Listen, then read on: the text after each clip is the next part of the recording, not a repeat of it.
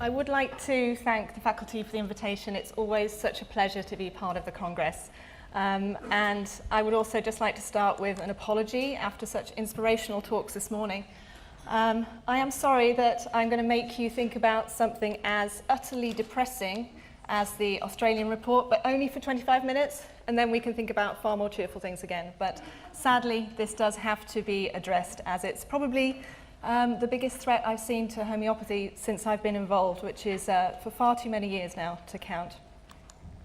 So, to start at the beginning of the story, the Australian report was produced by the National Health and Medical Research Council, NHMRC, which is a government research institute in Australia with a very good reputation. So this is a very serious report.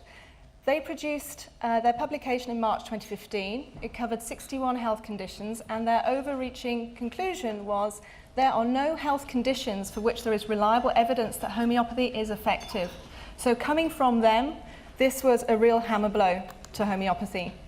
And as you would expect with such a huge profile piece of work, they did a media release at the time and said that their conclusions were based on a rigorous assessment of more than 1,800 papers. You know, no stone was left unturned. There was some positive stuff, but none of it was worthwhile. And of course, we have a little soundbite from the chief executive saying that their review had shown there is no good quality evidence to support the claim that homeopathy works better than a placebo. So, happy days. March 2015, you can just imagine what the media did with this story. They lapped it up. And even if what the Australians had found was true, that they didn't find any evidence it worked, this was misreported as the fact that they'd said homeopathy doesn't work, which is a completely different thing, but that happens all the time. So it went around the world, homeopathy doesn't work, we've looked at all the studies, and there's nothing there. It hit the fan again as recently as February this year, because a guy called Paul Glasziou, who was one of the chairs of a committee that produced this report, posted on the BMJ blog all about this experience with the Australian review, and he coined the phrase, homeopathy is a therapeutic dead end, which was picked up and again repeated by the media all the way around the world. So when we at HRI took a look at this, you realise very quickly there's one key word in their conclusion: reliable. If they're saying there's no reliable evidence, what was their definition of a reliable trial? And when you read it, it says it has to be good quality, well designed, and with enough participants for a meaningful result, which I think you'd agree sounds completely reasonable, until you read what they mean by that.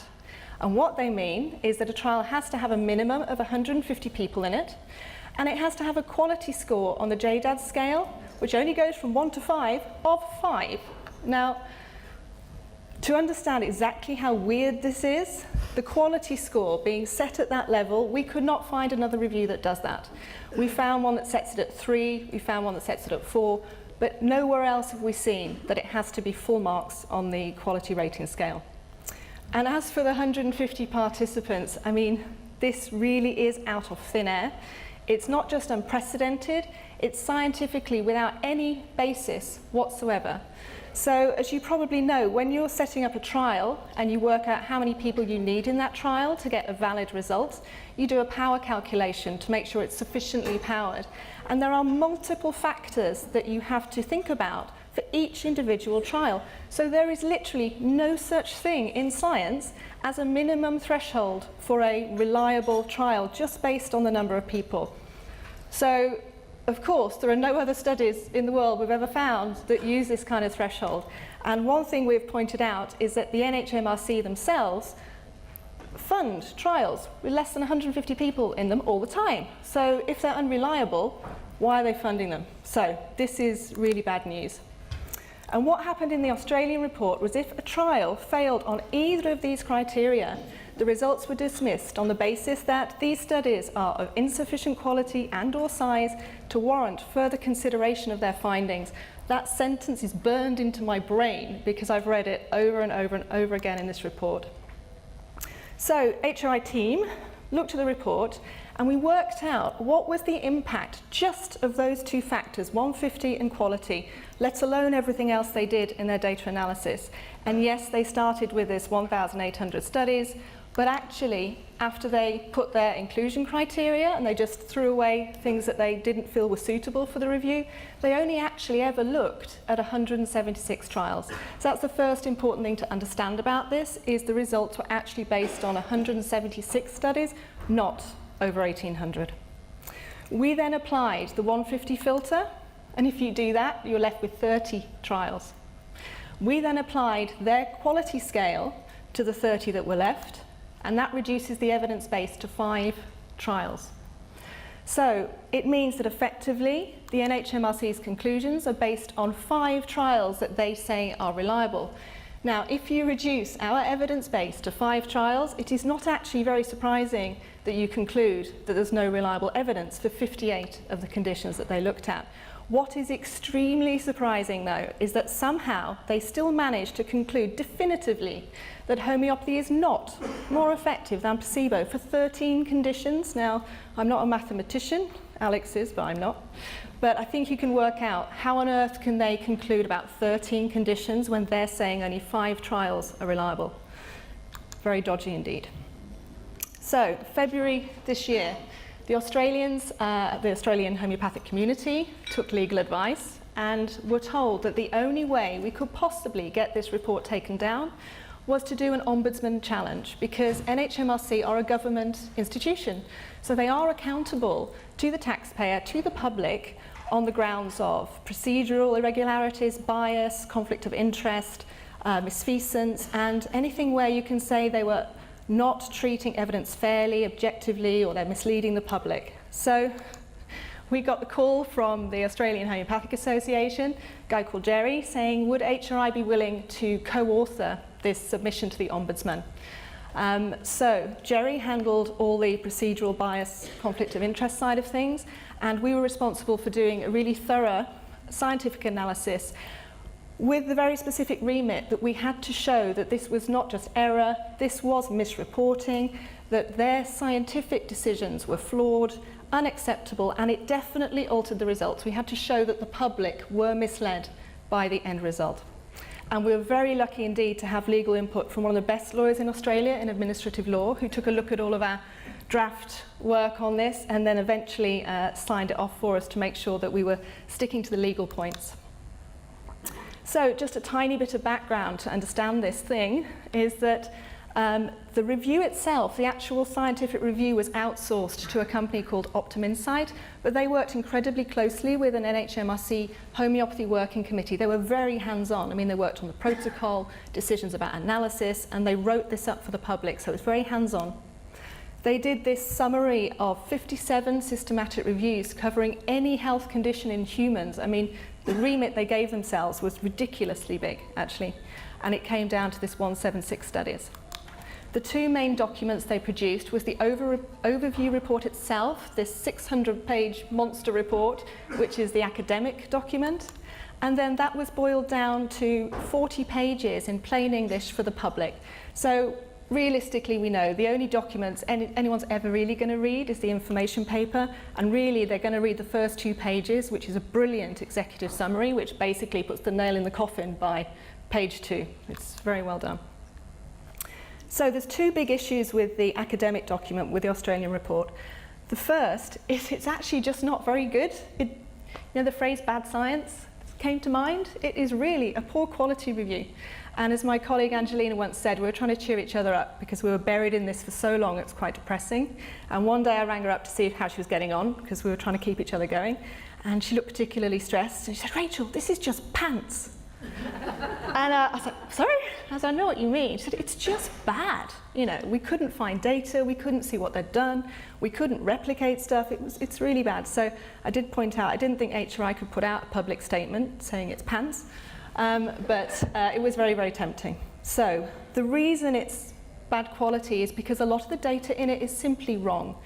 And that's because they used the wrong method. So the overview method means that you take lots of systematic reviews and you summarize them. Now, when you think that a systematic review is already summarising lots of individual trials, can you see we're going from primary data to a summary of a summary. So you have to be incredibly careful when you're doing that you don't lose the essence of the original studies. It has to be done very well.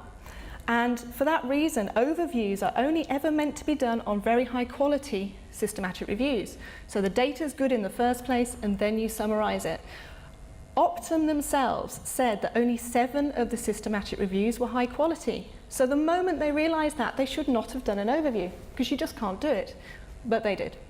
Now, what you normally do with an overview is when you're looking at systematic reviews, if there's any data that's unclear or missing, you go to the original study. You just go to that paper and find what you're looking for. With the homeopathy review, they decided not to do that, but they say in their documents they had to rely on the way that the studies were reported in the systematic reviews. They had to. No, they didn't. They chose to. Those are very different things.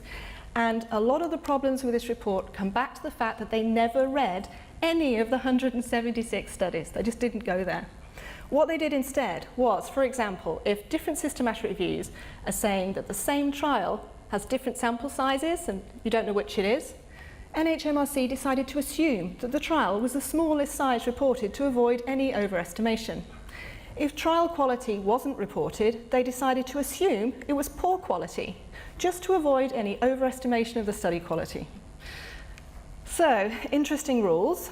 So we looked at the impact of these rules.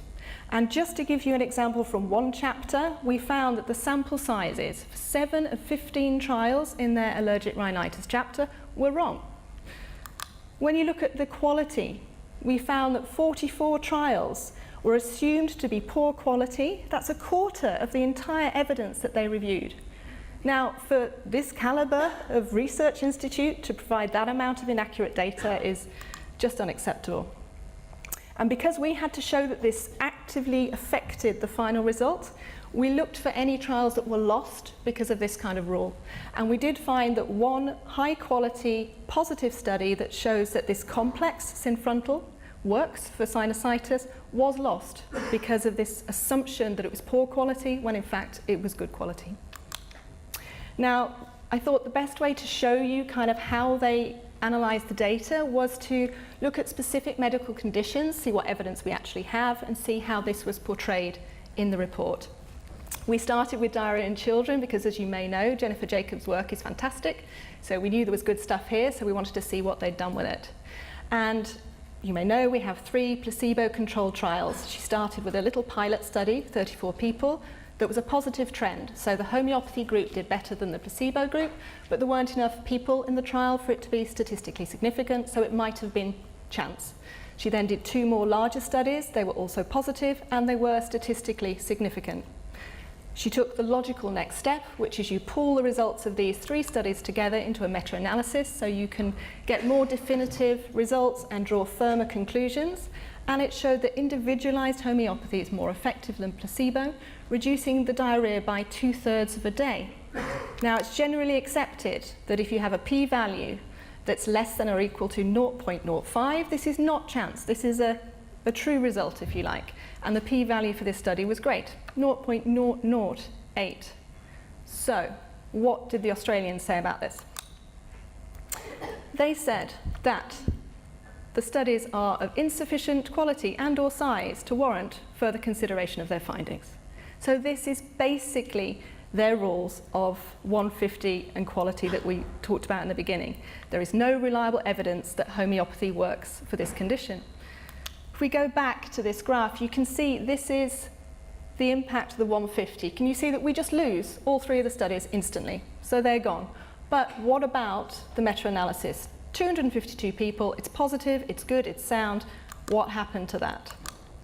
They seem to have had a bit of a problem knowing what to do with this, as you can imagine. Interestingly, Optum actually selected this as one of the 176, so it was in the review at the beginning.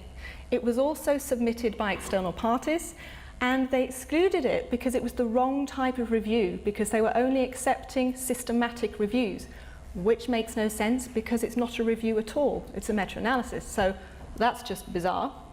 But what we did find is that NHMRC decided not to include any meta-analyses in this report. Now that's weird, because they say themselves at one point that meta-analyses are particularly strong forms of evidence, particularly reliable, if you like, but they decided not to include any of them because it was considered that all of them included studies that were poor quality. All of them. Now that is wrong, because the Jacobs 2003 meta-analysis had 3 trials in it, 1 medium and 2 good. So that means they have given no justification for excluding that paper. Allergic rhinitis was an obvious next stop, because as you probably know, it's the single condition for which we have the highest number of trials. 15, covering 9 different treatments. We've got isopathic, non-isopathic, we've got single remedy, complex remedy. We've got a whole mixed bag in here, and I won't take you through this, but the point I'm trying to make with this slide is that the least I could write on this was 5 pages, including 2 big diagrams, to try to show the Ombudsman what we actually have. These are the trials, positive, inconclusive, negative, this is what they are. And so that they can appreciate this was the entire evidence statement from the Australians on this body of evidence. That is it. Now, personally, I don't think that is fair and objective and good for the public. And there's only 1 trial that they talk about. They had to really talk about Riley 1986. This is the Pollen 30 study you might be familiar with, because it is good and it's positive and it's so close to their little 150 rule. So they say themselves, it's a good quality study. It had 144 people, and unfortunately though, it wasn't repeated by other good quality studies. So this was a sort of extra layer that they had about reliability. So even if a study managed to pass through the hoops of the 150 and the quality, if it hadn't been repeated, it was considered unreliable. Again, that is unheard of in reviews. Of course, results need to be repeated before you draw really firm conclusions, but every trial has to be done for the first time at some point. And just because it hasn't been repeated yet does not mean it is inherently of itself unreliable. So that is unacceptable. The upper respiratory tract infection chapter was another obvious choice, because we know we have strong evidence there. I looked at it, and you know what? I realized it was not worth the effort, really, to do a full analysis, because what I discovered very quickly was they'd based their conclusions on only 7 trials. So what they did was said, we're only going to include trials where they said we're testing homeopathy for URTIs specifically as a named condition. They didn't include any studies that looked at individual URTIs under that umbrella diagnosis, which you always do in reviews. So we looked at their 176, and we looked for any URTI trials that are in the Australian report. They're just not in the right chapter, and that's what we found. Those conditions are all there, the trials are all there, but none of them are in the URTI chapter, so their conclusion is entirely meaningless. And one trial we couldn't resist bringing to your attention. You know, I said they decided there were only 5 reliable trials, and they said all of them were negative. One of them isn't negative, one of them is positive, so they had a real headache knowing what to do with this trial, because unfortunately it had passed both their criteria. 161 people, it's good quality, and it found that this homeopathic gel is as effective as a capsicum-based cream for lower back pain. And their evidence statement says there is some evidence that homeopathy is effective. So what happened? How is it not in the results table, in the information paper? Where did it go? Well, after some soul searching, I imagine, they managed to find 4 reasons why they still wouldn't accept the results of this study. The first is that they decided that the effectiveness of the capsicum cream, the comparator, was unclear. It isn't unclear. We obviously had a look, and we found 4 positive placebo-controlled RCTs showing that these kind of products are effective. And one of them is even referenced in the STAM paper. But of course, they didn't read the STAM paper because they didn't read any of the original studies, so they didn't know that. Also, they're breaching their own method here, because they say clearly in the Australian report, when it comes to these comparative effectiveness studies, we will not judge the comparator. We will assume it's effective. That's our position for this review. In this instance, they suddenly decided to make, to give an opinion on the comparator, so it's really not very good. This is one of my favourites. We kept each other going by looking for the worst thing they did, or the worst sentence we could find. It was the only way to keep going. Angelina found this one. She says, oh yes, I win.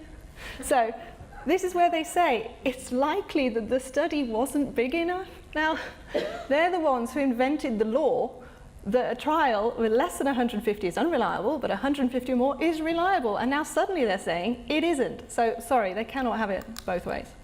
And then they decide to say there's no placebo-controlled studies. Wrong. There's 4, so wrong. And then, of course, we've got their fail-safe. It hasn't been replicated. So if all else fails, we can just say, okay, it's positive, but it hasn't been done twice or more. So that's how they got rid of that one. So we felt it was our basic remit for this Ombudsman submission. After pulling apart a lot of stuff they did and the process and everything else, in the end, these were the 2 things we had to prove were wrong. This is the second page of the executive summary. This is their key findings. No good quality, well-designed studies with enough people were positive. None. Not one good trial. That is obviously wrong. And their overarching conclusion that we started with, that because of that, there's no health conditions for which we have reliable evidence. Now, we had to prove that that is inaccurate and highly misleading to the public. So we did that by finding positive studies that were completely unjustifiably missing. And by that we mean they knew about them. These went to the reviewers. They met the inclusion criteria. They were good quality on their terms. They were positive, the result was statistically significant, and they were unrefuted by any other studies on the same treatment. Now, this is not remotely supposed to be an exhaustive list. There will be other conditions for which they did not accurately present the evidence base. But we didn't have to pull apart the whole report. If we had, I'd still be working on it. So we focused on 5 conditions where we felt we could make the strongest case. Diarrhea in children, sinusitis, allergic rhinitis, UTIs, and back pain. So we gave them a list of exactly which studies we felt the public should have been made aware of through this review that weren't there, and why. So to conclude, there's only really 2 ways you can look at this. The procedural failures, the conflict of interest, that side of things, of which there is a huge amount of information that I've deliberately not talked about today, that's not open to interpretation. If you break your own guidelines, if you don't follow normal scientific procedures, then that's hard to argue with. But the kind of area we were working on, to some extent you can start saying it's scientific opinion. There's many ways to do things, and perhaps this was just an academic error, perhaps they didn't mean it, But in the end, I remember thinking, it's the NHMRC. They are literally world leaders in conducting systematic reviews. I find it hard to believe you could accidentally do this bad a job when you're the NHMRC. So our overriding argument to the Ombudsman is that means it is misfeasance, and that means it is not unintentional scientific error. And that's why we have asked for the entire report to be rescinded, and for any knock-on effect that report has had to be reversed. I know, for example, from Jerry that almost immediately all the degrees in homeopathy in Australia disappeared. All the courses were literally cancelled because of this report. And I know Helen's mentioned the pressure that's been put on some NHS services directly because of this report. So the only other thing to let you know before I finish is that I don't know if any of you are aware of a documentary that's been in production since about, I think, 2010 or 11 called Just One Drop. Does that ring a bell? A filmmaker called Laurel Chaitin. She has I made her aware of this when it was published. I said, just by the way, I think you need to know about this Australian thing. So she has incorporated the Australian report as just one thread in this documentary that's due out quite soon. It's either going to be the end of this year or early next year. And what she's done for us is she's done a mini clip. It's only about 11 minutes long, that is just about the Australian report. So it's got all the juicy bits I didn't tell you, all the corruption and all the things we've caught them doing that they shouldn't have done. And brought a copy along, and that's going to be shown at 1:15 today at the end of coffee break, just within that last 15 minutes if you'd like to see it. And that kind of shows you the whole story of what we've put to the Ombudsman and what we hope will get this report taken down. Thank you.